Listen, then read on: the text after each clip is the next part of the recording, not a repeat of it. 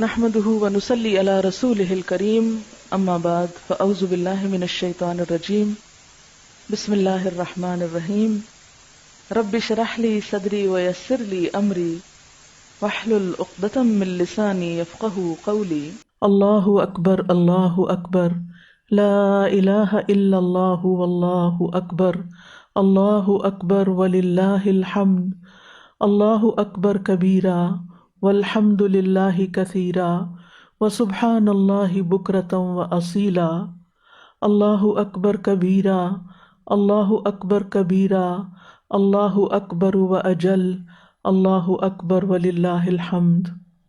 جب انسان ایمان لاتا ہے تو پھر اس کی توجہ فوراً عمل کی طرف چلی جاتی ہے۔ اسی لیے اس حدیث میں ہم دیکھتے ہیں کہ آپ صلی اللہ علیہ وسلم سے جب سوال کیا گیا کون سا عمل افضل ہے تو آپ نے صرف ایمان کی بات نہیں کی، ایمان کے تقاضوں کی بھی ساتھ بات کی۔ آپ نے فرمایا کہ اللہ اور اس کے رسول پر ایمان لانا سب سے افضل عمل ہے، نمبر 1۔ سوال کیا کہ پھر کون سا؟ تو آپ نے فرمایا اللہ کی راہ میں جہاد کرنا، پھر حج مبرور۔ اسی طرح ایک اور روایت میں جو مسند احمد کی ہے، آپ سے جب سوال کیا گیا کہ سب سے افضل عمل کون سا ہے تو آپ نے فرمایا ایک اللہ پر ایمان لانا، پھر جہاد کرنا، پھر حج مبرور، اور اس کی فضیلت تمام اعمال میں ایسی ہے جیسے مشرق و مغرب کے درمیان فاصلہ ہوتا ہے، یعنی حج کو معمولی چیز نہ سمجھا جائے۔ کچھ لوگوں کے اندر تو بڑا طبعی شوق ہوتا ہے حرم مکہ جانے کا، حج کرنے کا، اور روتے بھی ہیں، دعائیں بھی کرتے ہیں، تڑپتے بھی ہیں، ساری جمع پونجی بھی اکٹھی کرتے رہتے ہیں، اور انتظار یہ ہوتا ہے کہ ہم اللہ کے گھر میں پہنچے۔ لیکن یہ سب کا حال نہیں ہوتا۔ کچھ ایسے لوگ بھی ہوتے ہیں جن کے پاس سب کچھ ہوتا ہے، جن کے راستے میں کوئی رکاوٹ نہیں ہوتی، جو وہاں پہنچ کر وہاں رہتے ہوئے بھی اللہ کے گھر نہیں جاتے، توفیق نہیں ہوتی۔ کاش وہ جان لیتے کہ نیک اعمال میں حج کتنا بڑا مقام رکھتا ہے۔ پھر اسی طرح ایک شخص رسول اللہ صلی اللہ علیہ وسلم کی خدمت میں حاضر ہوتا ہے، آپ اپنے صحابہ کے بیچ میں بیٹھے ہیں۔ وہ عرض کرتا ہے کہ کیا آپ وہ شخص ہیں جو کہتے ہیں کہ میں اللہ کا رسول ہوں؟ آپ نے فرمایا ہاں۔ میں نے کہا اللہ کے رسول کون سے اعمال اللہ کو زیادہ محبوب ہیں؟ آپ نے فرمایا اللہ پر ایمان لانا۔ میں نے عرض کیا اللہ کے رسول کون سے اعمال اللہ کو سب سے زیادہ ناپسندیدہ ہیں؟ آپ نے فرمایا شرک کرنا۔ یعنی جہاں ایمان لانا افضل ترین عمل ہے، وہاں اس کے اپوزٹ اتنا ہی بدترین عمل شرک کرنا ہے، جس کے بارے میں آتا ہے کہ سب کچھ معاف ہو جائے گا، شرک کا گناہ نہیں معاف ہوگا۔ تو بہرحال لغت میں تو ایمان کہتے ہیں تصدیق کرنے کو، اقرار کرنے کو۔ شرعی طور پر ایمان سے مراد دل میں عقیدہ رکھنا، زبان سے اقرار کرنا اور اعضاء کے ساتھ عمل کرنا ہے۔ دل میں یقین رکھنا، زبان سے اقرار کرنا اور اعضاء کے ساتھ عمل کرنا۔ اور پھر یہ کہ ایمان معرفت کا نام ہے، ایمان اللہ کی پہچان کا نام ہے، ایمان میں عمل بھی داخل ہے، فرائض، واجبات اور سنتوں کا تعلق بھی ایمان کے ساتھ ہے۔ عمر بن عبدالعزیز رحمہ اللہ نے عدی بن عدی کو لکھا کہ ایمان کے اندر کتنے ہی فرائض اور عقائد اور حدود ہیں اور مستحب اور مسنون باتیں ہیں۔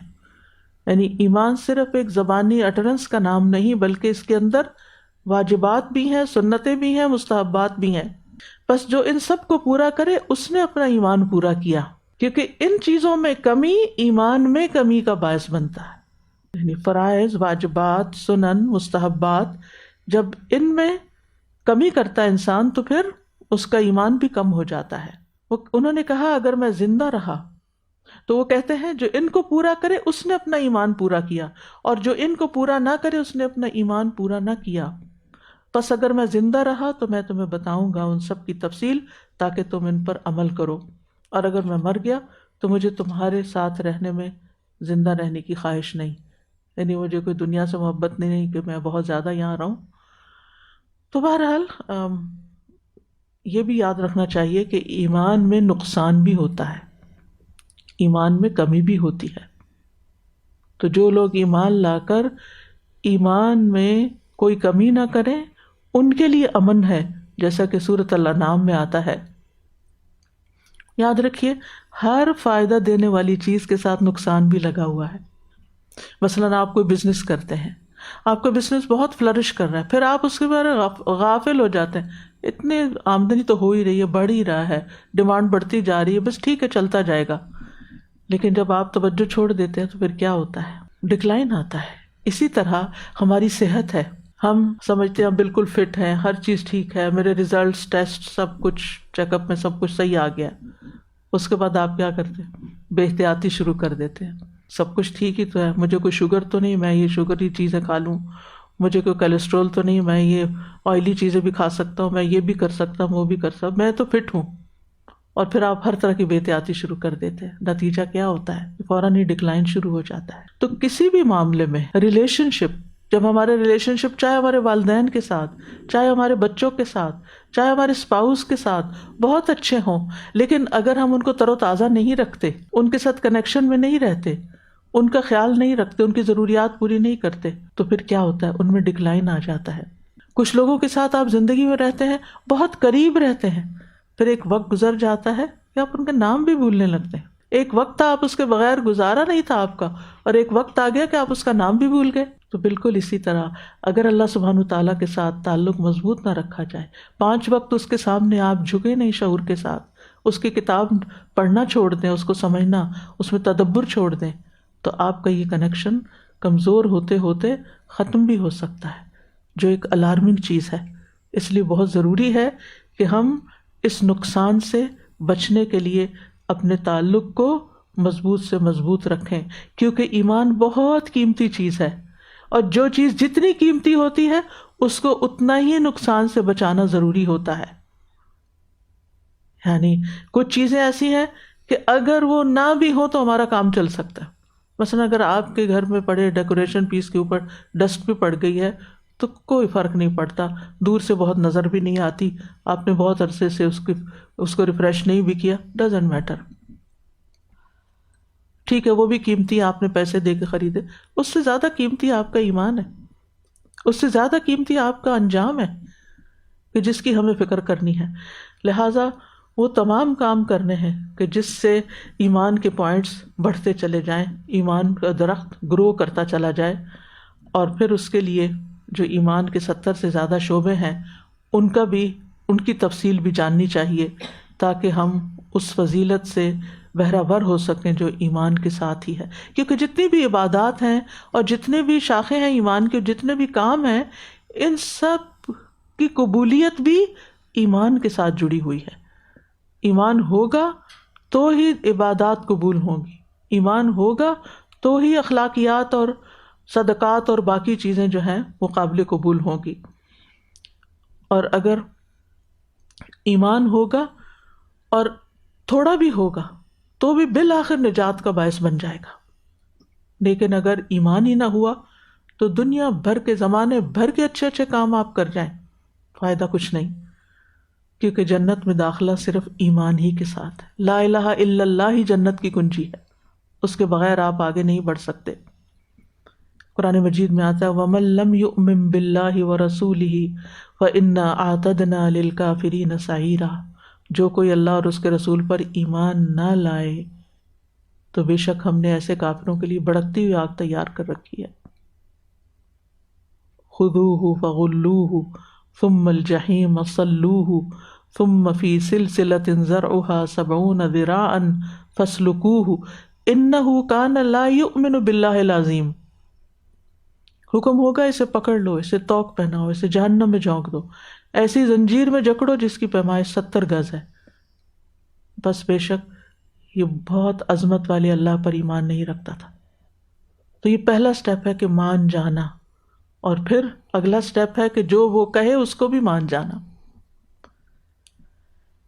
تو ایمان لانے سے انسان کو سیدھے راستے کی ہدایت ملتی ہے، انسان کے دل کو ہدایت ملتی ہے. وَمَن يُؤْمِن بِاللَّهِ يَهْدِ قَلْبَهُ، جو اللہ پر ایمان رکھتا ہے اللہ اس کے دل کو ہدایت دے دیتا ہے، صحیح سوچ عطا کر دیتا ہے، صحیح عمل کی توفیق عطا کر دیتا ہے. اللہ ولی الذین آمنوا یخرجہم من الظلمات الی النور، اللہ ایمان والوں کا دوست ہے، انہیں اندھیروں سے نکال کر روشنی کی طرف لے آتا ہے. تو جتنا اللہ تعالیٰ پر ایمان زیادہ ہوگا، اس سے تعلق مضبوط ہوگا، اتنا آپ اندھیروں سے، کنفیوژن سے، مس گائیڈنس سے باہر نکلتے چلے آئیں گے. ایمان انسان کے اندر عاجزی پیدا کرتا ہے، جو اللہ کے سامنے تو ہوتی ہی ہے لیکن بندوں کے سامنے بھی اس کا معاملہ عاجزی والا ہوتا ہے۔ ایمان انسان کے اندر دوسرے انسانوں کی فکر لگا دیتا ہے، اہل ایمان کے بارے میں بھی وہ دیگر لوگوں کے بارے میں بھی سوچنے لگتا ہے، ان کا خیر خواہ ہو جاتا ہے۔ رسول اللہ صلی اللہ علیہ وسلم نے فرمایا ایک مومن کا اہل ایمان میں وہی درجہ ہوتا ہے جو سر کا جسم میں ہوتا ہے۔ ایک مومن تمام اہل ایمان کے لیے اس طرح تڑپتا ہے جیسے پورا جسم سر کی تکلیف کی وجہ سے تڑپتا ہے، یعنی پھر وہ شخص خود غرض نہیں ہوتا، صرف وہ اپنے بارے میں نہیں سوچتا، وہ سب کی بھلائی کے کام کرتا ہے، سب کے فائدے کا سوچتا ہے، کیونکہ مومن وہ نہیں جو خود پیٹ بھر کے کھانا کھا لے اور دوسرے اس کے ہمسائے میں بھوکے بیٹھے رہے۔ ایمان سے انسان اپنی صلاحیتیں صحیح ڈائریکشن میں لگاتا ہے، ہر وہ کام کرتا ہے جو فائدے کا ہوتا ہے، اپنے یا دوسروں کے، بے فائدہ بیکار لغو چیزوں سے بچتا ہے۔ ایمان والے آپس میں محبت کرتے ہیں۔ رسول اللہ صلی اللہ علیہ وسلم نے فرمایا مومن محبت کرتا ہے اور اس سے محبت کی جاتی ہے۔ اور آپ دیکھیں کہ جو محبت کرتا ہے اس کے دل میں کتنی خوشی ہوتی ہے، اور جس سے محبت کی جاتی ہے اس کے لیے بھی زندگی میں کتنی خوشی ہوتی ہے۔ پھر اسی طرح ایمان انسان کو امانت دار بناتا ہے، ایمان انسان کو نصیحت قبول کرنے والا بناتا ہے۔ رسول اللہ صلی اللہ علیہ وسلم نے فرمایا مومن کو اس حال میں پیدا کیا گیا کہ وہ آزمائش میں مبتلا ہونے والا، توبہ کرنے اور بھولنے والا ہوتا ہے، یعنی بیڈ میموریز جو ہے وہ اپنے ذہن سے نکال دیتا ہے، نعمتوں کو یاد کرتا ہے۔ جب اسے نصیحت کی جاتی ہے تو وہ نصیحت قبول کرتا ہے۔ پھر ایمان کے نتیجے میں انسان کی زبان کی اصلاح ہوتی ہے۔ آپ نے فرمایا مومن لان تان کرنے والا، فحش گو اور بےہودہ گو نہیں ہوتا، یعنی ایمان کی جتنا ایمان مضبوط ہوگا اتنا ہی اس کے اندر خیر اور بھلائی آتی چلی جائے گی، یعنی اس کے اندر اس کی زبان کی بھی اصلاح ہوگی اور اس کے معاملات اور رویے بھی اچھے ہوں گے۔ پھر اسی طرح ہم دیکھتے ہیں تاریخ میں کہ جو لوگ ایمان لائے ان کی زندگیوں میں کیسی کیسی تبدیلیاں آ گئیں۔ حضرت عمر رضی اللہ عنہ کی مثال آپ کے سامنے ہے، ابو سفیان کی مثال آپ کے سامنے ہے۔ پھر اسی طرح ہم دیکھتے ہیں کہ ثمامہ بن اسال کی مثال آپ کے سامنے ہے کہ کس طرح ایمان لانے سے پہلے ان کے دل میں نبی صلی اللہ علیہ وسلم کے لیے نفرت تھی، اور ایمان لا کر وہ آپ کو سب سے زیادہ محبوب ہو گئے، اور مدینہ سب سے زیادہ ان کو پسند آ گیا۔ وہ کہتے ہیں کہ اللہ کی قسم کوئی شہر آپ کے شہر سے زیادہ برا مجھے نہیں لگتا تھا، لیکن آج آپ کا شہر میرے لیے سب سے زیادہ محبوب شہر ہو گیا ہے۔ یہ ایمان نے فرق ڈالا ان کے اندر۔ پھر اسی طرح موجودہ دور میں بھی کئی ایک مثالیں ملتی ہیں۔ ضیاء الرحمن اعظمی کے بارے میں آپ نے سنا ہوگا، وہ 1947 میں ایک ہندو گھرانے میں پیدا ہوئے تھے۔ والدین نے ان کا نام بانکے رام رکھا تھا۔ ان کے والد بہت بڑے بزنس مین تھے جن کا اعظم گڑھ سے کلکتہ تک کاروبار پھیلا ہوا تھا۔ ان کی زندگی آسائشوں سے بھرپور تھی، یعنی جس کے گھر میں مال و دولت ہو اسے کس چیز کی کمی ہے۔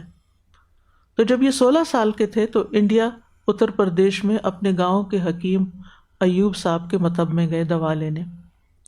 وہاں انتظار گاہ میں رکھی ہوئی کتابوں اور رسالوں میں سے مولانا مودودی صاحب کا ایک رسالہ جو ہندی زبان میں ٹرانسلیٹ کیا گیا تھا اس کو انہوں نے پڑھا، اور وہ برہمن ہندو ہوتے ہوئے ان کی زندگی کا رخ بدل گیا، مسلمان ہو گئے۔